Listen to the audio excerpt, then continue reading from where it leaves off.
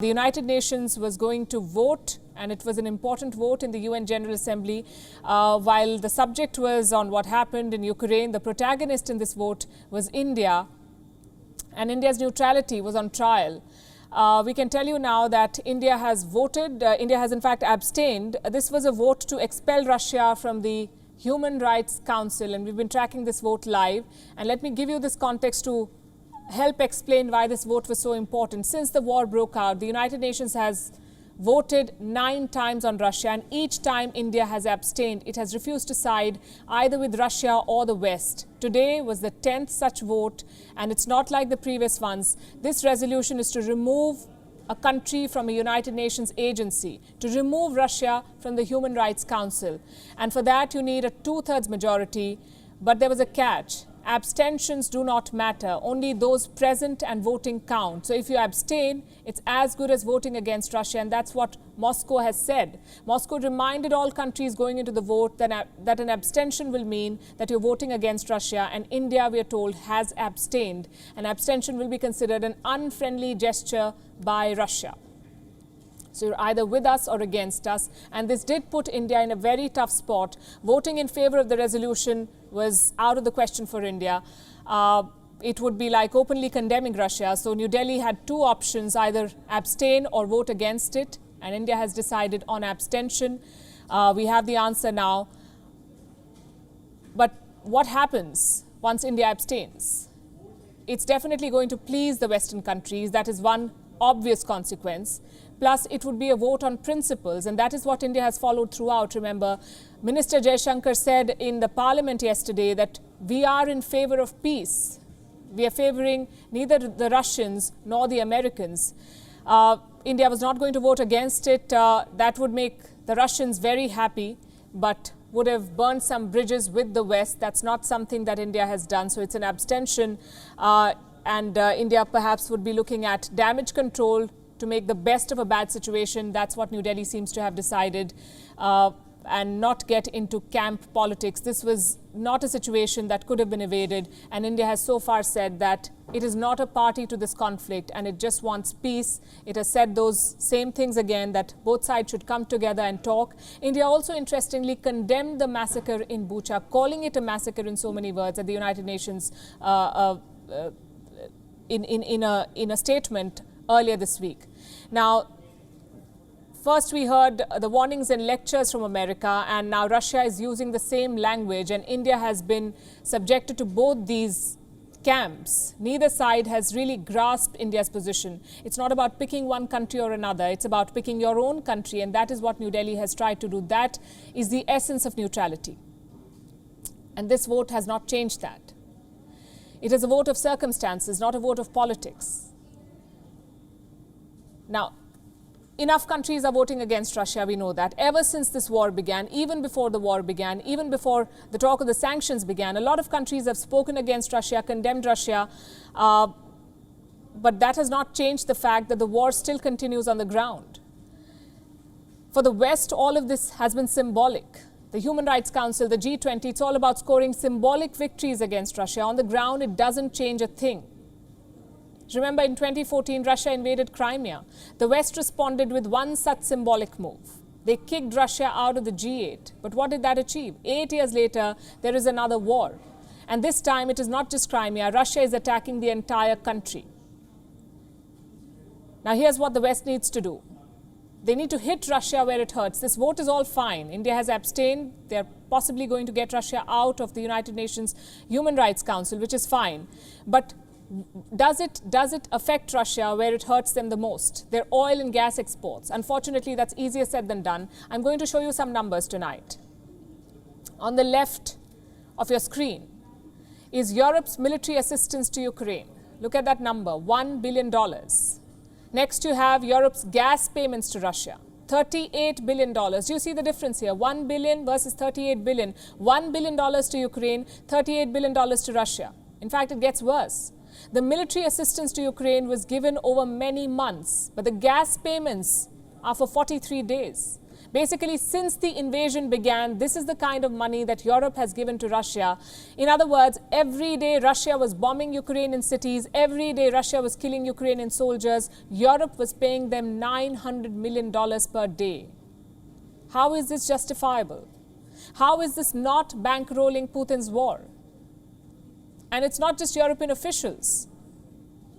It's not like they're unaware. They know about these numbers. They know how much they're paying Putin. But if you ask them, they have a fixed response. We need more time. That's what they keep saying. This gigantic difference has to highlight the importance and need of implementing what the Council asked to.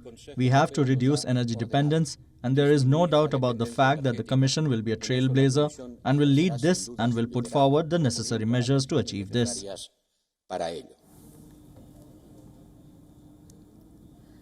That's issue number one for Europe, clearly, hypocrisy. Issue number two is the lack of unity. One of their member states is openly supporting Vladimir Putin now, that is Hungary. We've talked about their Prime Minister Viktor Orban. This week he won a fourth term in office. That mandate has strengthened him. Orban's government is openly flouting the EU's position. He is planning to pay for Russian gas in rubles. He's opposing more sanctions to Putin. He's fighting restrictions on Russian nuclear fuel. Basically, he's breaking ranks with Brussels. As for the intention of the European Commission, that there should be some kind of common response from countries importing Russian gas, we do not think that is necessary. We don't think that it's necessary because we didn't make a joint contract with the Russians. Countries individually sign bilateral contracts. And how everyone modifies their contracts, it's none of our business, and we don't want to be part of it, just as no one has a say in how we modify our own contract. So two ways of looking at this. One, Orban is clearly a pro-Putin leader. He has consistently called for closer relations with Russia, and this is just another example. Or two, how is Hungary different from the rest of Europe? They're both importing Russian gas. They're both paying billions of dollars. Why is Hungary the only one being singled out? Perhaps because of this, their political position. Viktor Orban is not a fan of Volodymyr Zelensky. In his victory speech, Orban criticized Zelensky. He called him an opponent. Within days, Zelensky returned the favor. He said Orban was afraid of Russian influence. Remember, this is all happening in the middle of a war. This war of words between Hungary and Ukraine. Soon, Hungary summoned the Ukrainian ambassador. They protested the statements made by Zelensky. And through all of this, the EU was standing by. No comments, no mediation.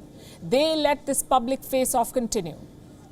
And by the way, it's not just Europe. America's response is equally problematic. They talk about sanctions, they talk about Western solidarity, but are they walking the talk? Again, let me show you some numbers. The US imports 16% of its uranium from Russia. 16%. But their sanctions do not touch uranium. Do you know why? Because if they banned Russian uranium, America would lose $1 billion. Money over principles. Another example is fertilizers. Russia makes up 6% of America's potash, 20% of diammonium phosphate, 13% of urea. These imports are also untouched. Why? Because they've all been listed as vital products. Even Russian oil is reportedly flowing into America. Russian officials say the US bought 100,000 barrels last week. If true, that's a 43% jump. But the West will not talk about any of this. Instead, they will talk about India's ambivalence. And it is for an immediate end to violence. We continue to remain deeply concerned at the worsening situation and reiterate our call for end to all hostilities. When innocent human lives are at stake, diplomacy must prevail as the only viable option. Recent reports of civilian killings in Bushehr are deeply disturbing. We have unequivocally condemned these killings and support the call for an independent investigation. The impact of the crisis has also been felt beyond the region with increasing food and energy costs, especially for many developing countries. It is in our collective interest to work constructively, both inside the United Nations and outside, towards seeking an early resolution to the conflict. India has been at the forefront of protecting human rights, right from the drafting of the Universal Declaration of Human Rights. That was Ambassador Tirumurthy, India's representative at the United Nations. India has abstained, like I said, from the UNGA vote on removing Russia from the UN Human Rights Council. India, like you heard him say, said that we choose the side of peace and that no solution can come at the cost of innocent lives. India also called for an independent probe into the killings in Bucha and said that it was in the collective interest of everyone to work together to find a diplomatic resolution. 93 countries voted in favor of getting Russia out of the Human Rights Council.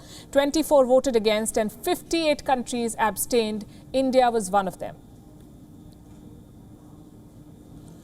India has abstained on the resolution adopted in the General Assembly today. We do so for reasons of both substance and process. Since the inception of the Ukrainian conflict, India has stood for peace, dialogue and diplomacy. We're waiting for the reactions to come, and needless to say, the West should be happy. WION is now available in your country. Download the app now and get all the news on the move.